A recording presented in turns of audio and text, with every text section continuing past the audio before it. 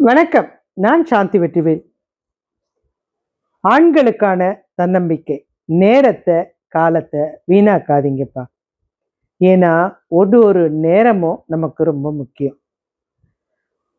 இதனால தான் கோடீஸ்வரங்கள்லாம் ஒரு நிமிஷத்த கூட வீணாக்க மாட்டாங்க. சரியா சொன்ன நேரத்துக்கு முன்னாடியே வந்துருவாங்க. அதே மாரி இந்த நேரத்துக்குள்ள இந்த வேலைய முடிக்கணும்னா முடிச்சே தீருவாங்க. அதனால தான் நேரத்த வீணாக்காதீங்க. இன்னொரு விஷயம் கூட உங்களுக்கு சொல்லலாம். ராக் பெல்லர்ன்னு ஒருத்தரு. அவர் பெரிய உலக பணக்காரர். அவரு ஒரு தடவ விமான பயணம் போயிட்டுருக்காரு. அப்பவும் கம்ப்யூட்டர்ல ஏதோ பண்ணிக்கிட்டே போறாரு. அத பார்த்த ஒரு பையன் போய் கேட்டிருக்கான். "சார் நீங்க எவ்வளோ பெரிய கோடீஸ்வரர். உலக பணக்காரர் வரிசையில முதலிடத்துல இருக்கிறீங்க. ஆனா அப்ப கூட ஏதோ ஒரு வேலை பார்க்குறீங்களே, எதனால?" அப்படின்னு கேட்டார். அதுக்கு அவர் சொன்னாரு, "அப்ப நான் என்ன பண்ணணும்? ரசிச்சுட்டு வாங்க. ஃப்ளைட்ல போறது எவ்வளோ சந்தோஷமான விஷயம்." அப்படின்னு அந்த வாலிபன் சொன்னான். அத கேட்டதும் அவர் சிரிச்சுக்கிட்டு, "ரசிக்க ஆரம்பிச்சா கீழ விழுந்துருவேன்" அப்படின்னாரு. "எப்படி சொல்றீங்க?" "ஆமாப்பா, இப்ப விமானம் உயர போயிடுச்சு. நான் பணம் குடுத்து உட்கார்ந்துருக்கேன். எனக்கு இவ்ளோ சக்தி இருக்கு. இந்த விமானத்துல பறக்கிற அளவுக்கு சக்தி இருக்கு. அடுத்த விமானத்திலயும் பறக்கலாம். ஆனா உயரம் வந்துட்டேன். உயரம் வந்த அப்புறம் ரசிக்கணும்னு நான் இங்கேருந்து போகாம ரசிச்சுட்டு உட்கார்ந்திருந்தேன்னா, நல்லா இருக்குமா? நம்ம பைலட்டையே எடுத்துக்கயேன். அவருக்கு விமானம் ஓட்ட தெரியும். உயரம் ஒரு இடத்துல நிறுத்திட்டாருன்னா என்ன ஆகும்? விமானம் கீழ விழுந்துரும். எந்த இடத்துலயும் கடைசி வரைக்கும் இந்த உடம்புல உயிர் இருக்கிற வரைக்கும் நிறுத்தக்கூடாது. ஓடிக்கிட்டே இருக்கணும். பெருக்கணுமே தவிர போதும் அப்படின்னு நிறுத்தக்கூடாது." அப்படின்னு. அதனால நேரம் ரொம்ப முக்கியம்.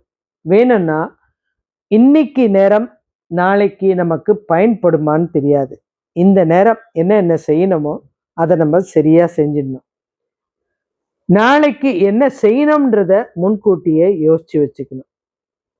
அதே மாரி ஒருத்தர பார்க்கணும், இந்த நேரத்துக்கு போகணும்னா, ஒரு 5 நிமிஷம் முன்னாடியே போயிடுங்க. சுகுர்ரா அந்த நேரத்துக்கு கிளம்பணும்னு நினைக்காதீங்க. நீங்க கிளம்பலான்னு கூட வழியில என்ன தடை வரும்னு தெரியாது. அதனால ஒரு வேளை 1 மணிக்கு போனோம்னா, நீங்க அதுக்கு முன்னாடியே ஒரு 10 நிமிஷம் முன்னாடியே கிளம்பிடுங்க. எப்பவும் தயார் நிலையில இருங்க. அது உங்களுக்கு ஒரு வேலைக்கும் நெறைய பலன குடுக்கும். அதே மாரி ஒரு வேலை இத்தனை மணி நேரத்துக்குள்ள முடிக்கணும்னா, அதுக்கு முன்னாடி முடிச்சுட்டு, கிடைச்ச நேரத்துல மறுநாள் என்னென்ன செய்யணும்ன்றத பிளான் பண்ணி வைங்க. இப்ப நம்ம கதைக்கு போகலாம். ஒரு பெரிய பணக்காரரு. அவரு ஏகப்பட்ட சொத்து இருக்கு. பணத்துக்கு குறைவே கிடையாது. எந்த பிசினஸ்ல கை வச்சாலும் பணம் வந்துட்டே இருக்கு. அவர் என்ன பண்ணாரு, தன்னுடைய மகன் நம்மள மாரி ஒரு பிசினஸ் மேனா இல்லையே. இல்ல அவனுக்கு தெரிஞ்ச ஏதோ ஒரு வியாபாரம் பண்ணி சம்பாரிக்கலாமே அப்படின்னு நினைச்சாரு. ஆனா பையனுக்கு அந்த எண்ணமே இல்ல. எங்க அப்பா சம்பாரிச்சுட்டாரு. நான் எதுக்கு சம்பாரிக்கணும்? அவருடைய பணத்த அனுபவிக்க தானே நான் இருக்கேன் அப்படின்னு நல்லா செலவு பண்ணிட்டு, செலவு பண்ணும்போது கேட்கணுமா? சுத்தி நண்பர்கள்லாம் வந்துருவாங்க. இவன் கூப்பிடவே வேணாம். ஃபோன கையில எடுக்கும்போதே வாசல்ல நிப்பாங்க. "நீ பண்ணுவேன்னு தெரியும்டா, அதான் வந்துட்டேன்" அப்படின்னுவாங்க. ஏன்னா பணம் பேசுது. சரியா நிப்பாங்க. இவங்க வர்றதுனால இவனுடைய எண்ணம் எதுலயும் போல. எல்லாம் உட்காந்து வீட்ல விளையாடுறது, நாய்ங்க கூட விளையாடுறது, வெளியில போனா விதவிதமான வாகனத்த வாங்கி அதுல செலவழிக்கிறது, வெளியில சுத்துறது. இதுல அவனுக்கு பிசினஸ் பண்ணணுன்ற எண்ணமே கிடையாது. நம்ம என்ன நினைக்கிறோமோ அத செய்யணும். விளையாடுறதுக்கெல்லாம் நேரம் இருக்கு. இது இந்த பெரிய மனுஷனுக்கு ரொம்ப கஷ்டம். அவரு ஏதோ மன வருத்தத்தோட ஒரு பார்க்ல வாக்கிங் போறாரு. போகும்போது பார்த்தா அங்க 3 பிச்சைக்காரன் இருக்கான். இத ஒரு வாய்ப்பா பயன்படுத்தலாமே. ஏன்னா அவருக்கு புள்ள மேல அளவு கடந்த பாசம். நம்ம இவன ஏதாவது கஷ்டப்படுத்த, இவன் அத தப்பா புரிஞ்சுக்கிட்டா என்ன பண்றதுன்ட்டு, இந்த 3 பிச்சைக்காரனையும் வீட்டுக்கு கூப்பிட்டு போனார். தம்பி கொஞ்சம் எந்திரிச்சு வாப்பா அப்படின்னார். இவங்க 3 பேரும் பிச்சைக்காரங்க. நான் பக்கத்து தெருவுல பார்த்தேன். பாவமா இருந்தது. அதுக்கு தான் வீட்டுக்கு கூப்பிட்டு வந்தேன். இதெல்லாம் ஏன்பா என்கிட்ட கொண்டு வந்து காமிக்கிற? அப்படின்னு. இல்லப்பா உதவி செய்யணும்னு நினைச்சேன் அப்படின்னு பையன் கையில பணத்தை கொடுத்து 3 பேர் கையிலயும் 2 லட்சம் ரூபாய் கொடுத்துருப்பா அப்படின்னு. கொடுத்தவனே ஏன்பா இவனுங்களுக்கு போய் கொடுக்குற? இருக்கட்டும் தம்பி, ஒரு 6 மாசம் கழிச்சு ஏன் கொடுத்தன்றத சொல்றேன் அப்படின்னு விட்டார். ஏன்னா சில வார்த்தைகள் சொல்லும்போது குழந்தைங்களுக்கு புரியாது. சிலத அனுபவிச்சாதான் புரியும். 6 மாசம் ஆச்சு. இவரு அதே பார்க்குக்கு நடந்து போறார். போகும்போது பார்த்தா அந்த பிச்சைக்காரன் பிச்சை எடுத்துட்டு இருக்கான். ஏன்பா பிச்சை எடுக்கிற? உங்ககிட்ட ஒரு 6 மாசத்துக்கு முன்னாடி தெரியும் தெய்வமே, நீ தான் எனக்கு 2 லட்சம் ரூபாய் கொடுத்தியே, மறப்பனா? மறக்கக்கூடிய ஆளா நீ அப்படின்னு. இல்ல என்ன பண்ண அந்த பணத்தை அப்படின்னும் போது, அது என்ன 2 மாசம் நல்லா ஜாலியா செலவு பண்ணேன். ஒரு 2 டூருக்கு போனேன். நல்லா பெரிய ஹோட்டல்ல தங்கினேன். நல்லா சாப்பிட்டேன். காலி. திரும்பவும் பிச்சை எடுக்க வந்துட்டேன் அப்படின்னு. அவருக்கு அப்படியே பகீர்னு ஆச்சு. என்னடா இது அப்படின்னு. சரி உன் கூட 2 பேர் இருந்தாங்களே, ஒருத்தன் இந்த பார்க்குக்கு ஓரமாவே ஒரு ஹோட்டல் திறந்திருக்கான் அப்படின்னு சொல்றான். சரின்னு அவனை போய் பார்க்குறாரு. பார்த்தா அவன் வந்து இவரை பார்த்ததுமே ஓடி வந்து காலில் விழறான். ஐயா தெய்வமே, உங்களால தான் எனக்கு இந்த வாழ்க்கை. நான் எங்கப்பா உனக்கு ஹோட்டல் வாங்கி கொடுத்தேன் அப்படின்னு. இல்லைங்க, நீங்கள் 2 லட்சம் ரூபாய் கொடுத்தீங்கல்ல, நான் வீட்டுக்கு போனதுமே 1,50,000 லட்சம் ரூபாயை எடுத்து வச்சுட்டேன். 50,000 ரூபாயில் உணவு செஞ்சு அதை வந்து வியாபாரம் பண்ணேன். முதலீடாக வச்சு வியாபாரம் பண்ணேன். ஒரு வண்டியில் வச்சு அந்த உணவை எல்லாருக்கும் கொடுத்தேன். அதில் வந்த லாபத்தை வச்சு நான் வந்து சேர்த்துக்கிட்டு இருந்தேன். இந்த ஹோட்டலுடைய அதிபர் ஒரு நாள் என்னுடைய உணவை சாப்பிட்டு பார்த்து நல்லா இருக்கு, என்னுடைய ஹோட்டலில் வந்து நீ வேலை செய் அப்படின்னாரு. இவருடைய ஹோட்டலுக்கு வந்த வியாபாரம் பண்ண இவருக்கு பிடிச்சி போயிடுச்சு. இவருக்கு வயசாயிடுச்சு. இப்போ வந்து இவர் வந்து என்கிட்ட சொல்கிறாரு, நீ இந்த ஹோட்டலை நடத்தலாமே அப்படின்னு. என்கிட்ட அவ்வளோ பணம் இல்லைங்க, உங்ககிட்ட எவ்வளோ இருக்கோ கொடு, ஆனால் இதுக்கப்புறம் நீ சம்பாதிக்கிற பணத்தில் எனக்கு கொஞ்சம் கொஞ்சமாக கடனை அடைச்சிடுன்ட்டாரு அப்படின்னு சொன்னார். அதனால தான் இந்த ஹோட்டல் நான் வாங்கிட்டேன் அப்படின்னு.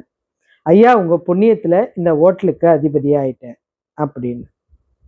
சரி இன்னொருத்தர் இருந்தானே அவன் இந்த வீதியிலேயே கடைசியில் ஒரு சூதாட்ட நிலையம் இருக்குது, அந்த இடத்துல உட்காந்துருப்பான். அங்கே போனால் தலைக்கு எண்ணெய் வைக்காம ஒரு போதையில் உட்காந்துட்டு சூதாட்டம் விளையாடிட்டு இருக்கான். தம்பி ஏன்பா இந்த மாதிரி? முதல்ல பணம் கிடைச்சவனே என்ன பண்ணுறதுனே தெரில, நேராக இங்கே தான் வந்தேன், சூதாடினேன், பணம் நல்லா கிடச்சிது, ஜாலியாக இருந்தேன். அடுத்த வாட்டி தோத்துட்டேன், அடுத்த வாட்டி ஜெயித்தேன், இப்போ மொத்தம் போயிடுச்சு. இருந்தாலும் கவலை இல்லை, தினம் பிச்சை எடுப்பேன், வந்து இங்கே வந்து விளையாடுவேன் அப்படின்னு சொன்னதுமே இவர் பையனை பார்க்குறாரு. உனக்கு இதுலேருந்து என்ன புரியுது அப்படின்றார். தெரியலப்பா, 3 பேர்கிட்டையும் கொடுத்தோம், ஆனால் ஒருத்தன் உயர்ந்திருக்கான், ஒருத்தன் பிச்சை எடுக்கிறான், ஒருத்தன் மோசமாயிட்டான். இந்த 2 லட்சம்ன்றது என்ன தெரியுமா? நீ பிறக்கும் போது கடவுள் கொடுத்தது இந்த மூளை தான். எல்லாருக்கும் ஒரே மாதிரி மூளையை தான் கொடுக்குறாரு. ஒரே அளவு மூளை தான். அந்த மூளையோட அளவு எல்லாருக்கும் ஒரே மாதிரி தான். ஒவ்வொருத்தர் யோசிக்கிற திறனும் ஒவ்வொரு மாதிரி இருக்கும். அதை நீ எப்படி பயன்படுத்துறன்றதை பொறுத்து தான் உன்னுடைய வளர்ச்சி இருக்கு. நீ அதை வந்து முட்டாள்தனமான செயலுக்கு பயன்படுத்தினா வீணாதான் போகும். அதை திறமையா யோசிச்சு செயல்படுத்தினா நீ ரொம்ப உயர்ந்த ஸ்தானத்துக்கு வரலாம். அதே மாதிரி அது வந்து எல்லார் சொல்றதையும் கேட்டு நீ வந்து தவறான பாதைக்கு போனாலும் அந்த மூளையோட அளவு ஒரே மாதிரி தான். அந்த மாதிரி தான் இந்த பணம் நான் கொடுத்தது. உன்னுடைய நேரத்தை நீ வீணாக்குற. இந்த மூளையை உபயோகிச்சு நல்லா படிச்சிங்கன்னா கண்டிப்பாக திறமை இருக்கும். இல்லை நல்லா ஆராய்ச்சி பண்ணி இதை தெரிஞ்சுக்கணும் அதை தெரிஞ்சுக்கணும்னு நினச்சா புத்திசாலித்தனமாக உங்களுடைய ஒவ்வொரு ஸ்டெப்பும் இருக்கும். அதுதான் வாழ்க்கையுடைய உயரத்துக்கு கொண்டு போகும். இல்லை எதையும் யோசிக்க வேணாம், யார் என்ன சொன்னாலும் தலையச்சிட்டு போயிட்டே இருக்கலாம் அப்படின்னா அப்படிதான் உன்னுடைய வாழ்க்கை ஆயிடும். வாழ்க்கையில கஷ்டத்துல பல கைகள் உனக்கு கொடுக்கலாம். நீ முன்னேறதுக்காக எல்லா விதத்திலையும் உனக்கு உதவலாம். ஆனா முதல்ல உனக்கு உன் மேல நம்பிக்கை வரணும். என்னால முடியாது, இதுக்கு மேல அடுத்த அடி கூட எடுத்து வைக்க முடியாது. நீங்க நினைக்கிற அந்த நொடி உங்க காலுக்கடியில ஒரு பாம்பு இருந்தா 100 அடி எடுத்து வைப்பீங்க. யோசிச்சு பாருங்க. இப்போ உங்களுக்கு இந்த இடத்தை தாண்டி அடுத்த இடம் நகர முடியாது அப்படின்னு நீங்க நினைக்கிற இடத்துல கொத்தனா விஷம் இறங்கக்கூடிய ஒரு பாம்பு இருந்துச்சுன்னா உங்களுடைய வேகம் அசுர வேகத்துல இருக்கும். அந்த மாதிரி ஒவ்வொரு நிமிஷத்தையும் வீணாக்க கூடாது. இதுக்கப்புறம் இந்த நேரம் கிடைக்காது, தப்பிச்சே ஆகணும், அதாவது நம்ம ஆற்றலை பயன்படுத்தியே ஆகணும்னு நினைக்கணும். வீணாக்கிற ஒவ்வொரு நொடியும் வீணாதான் போகும். அதனால சரியான நேரத்தை பயன்படுத்திக்கணும். அதே மாதிரி நம்மளுடைய செய்யற ஒவ்வொரு விஷயம் தவறா சரியான்னு யோசிக்க கூடாது. அதாவது இதுக்காக யாரு மேலேயும் பழி தூக்கி போடக்கூடாது. என்னுடைய தப்புக்கு இவன் தான் காரணம், அவங்க தான் காரணம். முதல் தப்பை நீ ஏத்துக்கோ. ஏன்னா இந்த தப்பு உங்ககிட்ட தான் தொடங்குச்சு, அப்ப நீ ஏத்துக்கோ. அப்போ உன்னுடைய ஒவ்வொரு செயலுக்கும் நீ தான் காரணம். முதல்ல நீ உன்னை நம்பணும். என்னால முடியும். முதல்ல நீயே உன்னை நம்பலன்னா அடுத்தவன் எப்படி நம்புவான்? உன்கிட்ட திறமை இருக்குது அப்படின்றத எப்படி நம்புவான்? நீ உட்கார்ந்துருக்க, என்னால எழுந்திக்கவே முடியாது அப்படின்னும் போது முடியும்னு எழுந்திரிச்சு காமிக்கணும். இன்னைக்கு இந்த வேலையை என்னால செய்ய முடியாதுன்றதை விட சீக்கிரமா எப்படி செய்ய முடியும்னு அறிவை யூஸ் பண்ணு. அதை செஞ்சு முடிச்சுட்டு அடுத்தத நாளைக்கு என்ன செய்யணுன்றத முன்கூட்டியே யோசி. அதுக்குண்டான வேலையை தொடங்கிடு. இது இன்னும் அதிகமான ஆற்றலை கொடுக்கும், வளர்ச்சியை கொடுக்கும். ஒவ்வொரு விஷயத்துக்கும் நம்ம அவன் செய்வான், இவன் செய்வான், நாளைக்கு பார்த்துக்கலாம், நேரம் முடிஞ்சு போச்சு, இதுக்கப்புறம் இதை செய்யக்கூடாது, இப்போ டிவி பார்க்குற நேரம், இப்போ விளையாடுற நேரம், இப்போ ஃபோன் பேசுகிற நேரம், இது எதுவுமே உன் கூட வராது. நீ விளையாடுற, ஆனால் உன்னுடைய விளையாட்டை வச்சு ஒருத்தன் சம்பாதிக்கிறான். நீ ஃபோன் பேசுகிற, ஆனால் அந்த பக்கம் ஒருத்தன் வீட்டுக்காக பொழைச்சே ஆகணுன்ற கட்டாயத்தில் இருக்கான். அவன் வேலை செஞ்சிட்டே தான் பேசுகிறான், ஆனால் நீ இந்த பக்கம் எல்லாத்தையும் விட்டுட்டு பேசிட்டு இருக்க. தேவையில்லாததெல்லாம் கவனம் செலுத்தாத. உன்னுடைய வயசுல என்ன செய்யணுமோ அதை ஒரு நிமிஷம் கூட வீணாக்காத. ஏன்னா காலம் அப்படின்றது பொன் மாறி, அதை திரும்ப நமக்கு கிடைக்காது. நீ ஒரு ஐடியா வச்சிருப்ப, இன்னைக்குள்ள இந்த வேலையை முடிக்கணும், இந்த ஆளை போய் பார்த்தேன்னா எனக்கு இது சக்சஸ் அப்படின்னு நீ நினைக்கிற. ஆனா இறைவன் ஒரு முடிவை வச்சிருப்பான். நீ போய் பார்க்கறதுக்குள்ள அந்த ஆள் இருப்பாரா இல்லையான்றது தெரியாது. உன்னுடைய வாழ்க்கை அடுத்த நிமிஷம் எப்படி மாறுன்றது தெரியாது. ஒரு இடத்துக்கு போகணும்னா 1 மணிக்கு போகணும்னா 1:15க்கு போனா போதும். ஏன்னா நான் அந்த இடத்துல நான் யாருன்றதை காமிக்கணும். அது வேணா தம்பி. ஏன்னா அதுதான் தப்பான பழக்கம் நிறைய பேருக்கு. முன்னாடி நீ ஒரு 10 நிமிஷம் முன்னாடி போயிட்டு நீ யாருன்றத அவங்களுக்கு காமி. அவங்க உன் தரத்தை யோசிக்க வேணாம், நான் இப்படி கரெக்டா நடப்பேன் அப்படின்றத முதல்ல நீ கொண்டு வா. ஏன்னா நீ நினைக்கிறதெல்லாம் நடக்கிறதுக்கு இது ஆல்ரெடி மேப்பு கொடுத்து, அதாவது ரூட்டு, அதாவது ஒரு ஜிபிஆர்எஸ் கொடுத்து உங்களுக்கு அதாவது ரூட் மேப் கொடுத்து அனுப்பல உலகத்துக்கு. நம்ம தான் வழியை கண்டுபிடிக்கணும். ஒவ்வொரு வழியும் ரிஸ்கானது. எந்த இடத்துல பள்ளம் இருக்கும்னு தெரியாது, எந்த இடத்துல குட்டை இருக்கும்னு தெரியாது, எந்த இடத்துல முள்ளு குத்தோன்னு தெரியாது, எந்த இடத்துல இன்னொருத்தன் நீ விழுந்தா பிடிச்சிக்கிறதுக்கு ரெடியா இருக்கான்னு தெரியாது. ஒவ்வொரு இடத்தையும் நீ கடக்கணும். அப்போ மேப் இல்லாத வழி ரொம்ப கஷ்டம். மேப் இருந்தா கூட நம்ம அதை பார்த்து ரூட் கிளியர் பண்ணிட்டு போகலாம். இப்போ நம்ம கையில் அந்த வசதியெல்லாம் வந்துருச்சு. ஆனால் நம்ம வாழ்க்கைக்கு மாத்திரம் மேப் கிடையாது. அதனால நம்ம தான் உருவாக்கணும். நம்மளுடைய வாழ்க்கையில ஒவ்வொரு நேரமும் முக்கியம். அதை சிறப்பாக பயன்படுத்தணும். நம்ம பேசுறதுனாலேயோ அல்லது விளையாடுறதுனாலேயோ நம்மளுக்கு மகிழ்ச்சியை தரும் அந்த நிமிஷம். ஆனால் பிழைக்கிறதுக்கு என்ன வழின்னு யோசிச்சின்னா அது மிகப்பெரிய ஆற்றலை கொடுக்கும். கோடீஸ்வரன்களாம் பாரு, நிச்சயமா பிறக்கும் போதே எல்லாரும் பல கோடிக்கு அதிபதியா பிறக்கல. ஆனா பிறக்கும் போது உனக்கு என்ன அளவு மூளையோ அதே அளவு மூளை தான் அவங்களுக்கும். ஆனா எல்லாரும் செயல்படுத்துற விதம் தான் வேற வேற. ஒரு விஷயம் நீங்க கேள்விப்பட்டிருப்பீங்க. நம்ம விஜி பனிதாஸ் கம்பெனின்னு கேள்விப்பட்டிருப்பீங்க. இப்போ அது ஃபேமஸான ஒன்று. எல்லாருக்கும் வாயில டக்குன்னு வருது. ஏன்னா அந்த ஈசிஆர் பக்கம் போனாலே விஜிபி அப்படின்னு வரும்.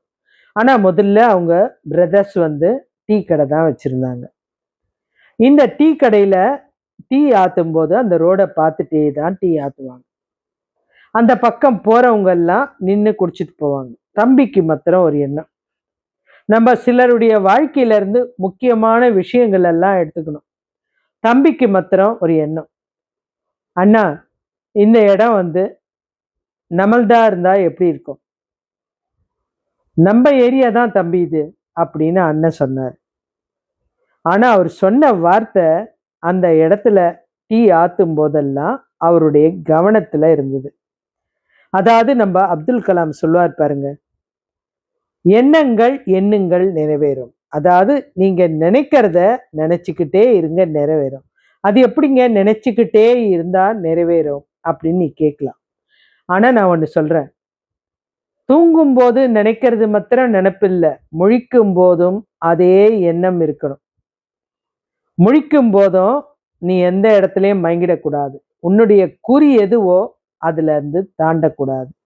உன்னுடைய எண்ணம் இந்த எல்லையை தொடணும்னா அதை தொட்டு முடிக்கிற வரைக்கும் வேற சிந்தனை, வேற ஆசை, வேற சந்தோஷம் எதுக்குமே போகக்கூடாது. அதுதான் உன்னுடைய மனசுல அதிகமா ஆழமா இருக்கணும். இன்னைக்கு நான் உனக்கு இந்த தன்னம்பிக்கை கதையை சொல்றேன்னா இதுலயும் ஒரு ரகசியம் இருக்கு. அது என்ன ரகசியம் தெரியுமா?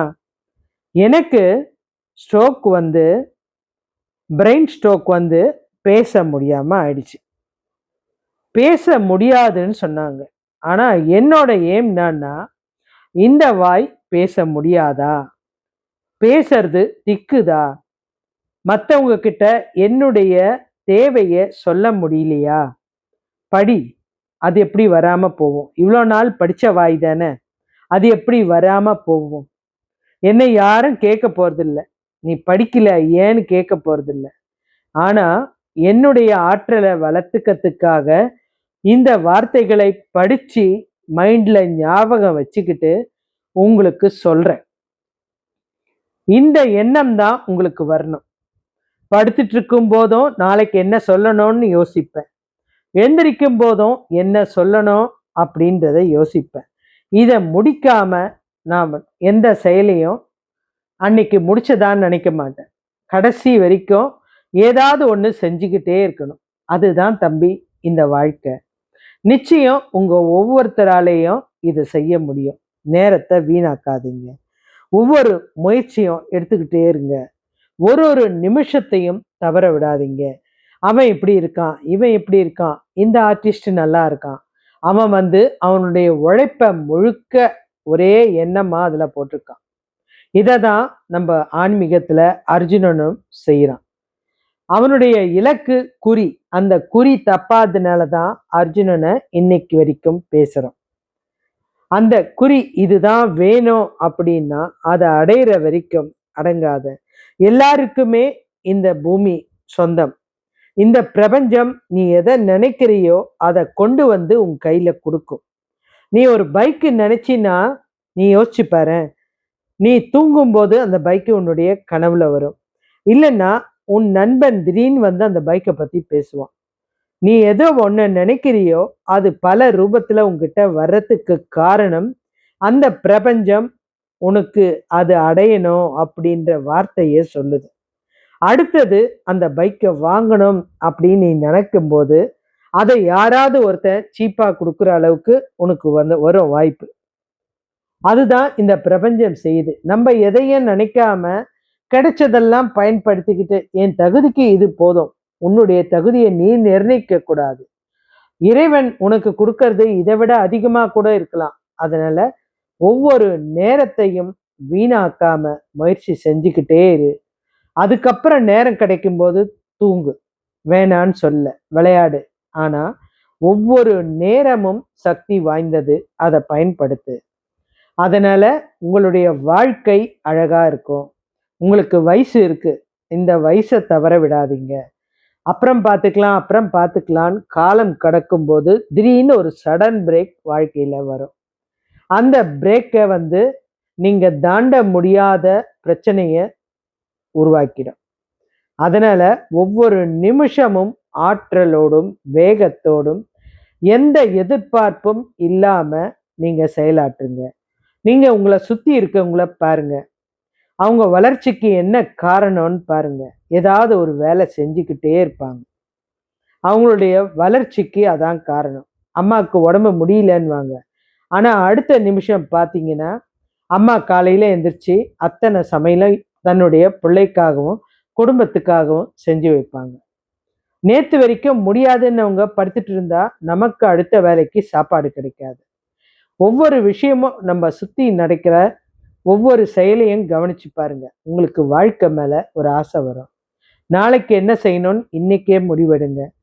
இதுக்கப்புறம் என்ன செய்ய போறோம், எல்லா லிஸ்டும் தயார் பண்ணி வச்சுக்கோங்க. கையில ஒரு நோட்டு பேனா வச்சுக்கிட்டே இருங்க. உங்களுடைய ஐடியாஸை எண்ணத்தை நீங்க மாத்திரம் நினைங்க. முதல்ல உங்களை நீங்க நம்புங்க. உங்களால முடியும். முதல்ல நீயே நம்பலைன்னா அடுத்தவன் எப்படி நம்புவான்? உன்னை நீ தான் தட்டி கொடுக்கணும். உன்கிட்ட நிறைய ஆற்றல் இருக்கு. ஒரே பிரெயின் தான் உனக்கும் இருக்குது, இந்த உலக பணக்காரனுக்கும் இருக்குது, ஏழைக்கும் இருக்குது. அவன் அவன் செயல்படுத்துற முறைதான். நான் சொன்னது உனக்கு பிடிச்சிருக்கா? பிடிச்சிருந்தா இந்த அம்மம்மாவுக்கு ஒரு கமெண்ட் போடுங்க, லைக் பண்ணுங்க. நான் சொல்ற விதம் உங்களுக்கு நல்லா இருக்கா, இதை பற்றியெல்லாம் எனக்கு சொல்லுங்க. வேற எதை பற்றி தெரிஞ்சுக்கணும்னு நினைக்கிறீங்கன்னு கமெண்ட் பண்ணுங்க. கண்டிப்பாக சேனலை சப்ஸ்கிரைப் பண்ணுங்க. வேற ஒரு நல்ல தலைப்போட உங்களை நான் பார்க்குறேன். ஒவ்வொரு நாளைக்கும் ஒவ்வொரு விதமான கதையோட உங்களை சந்திக்கிறேன். நான் பேசுனதை நிதானமாக யோசிச்சு பாருங்க. நான் தவறு ஏதாவது சொல்லி இருந்தாலும் இந்த இடத்துல நீங்க தப்பா பேசியிருக்கீங்க அப்படின்னு எனக்கு புரிய வைங்க. ஏன்னா உங்களுக்கு தெரியாத விஷயம் எனக்கு தெரிய போறதில்ல. அதனால தாராளமா நீங்க என்ன திருத்தலாம், நீங்களும் திருந்தலாம். வேற ஒரு நல்ல தலைப்புல சந்திப்போம். நன்றி.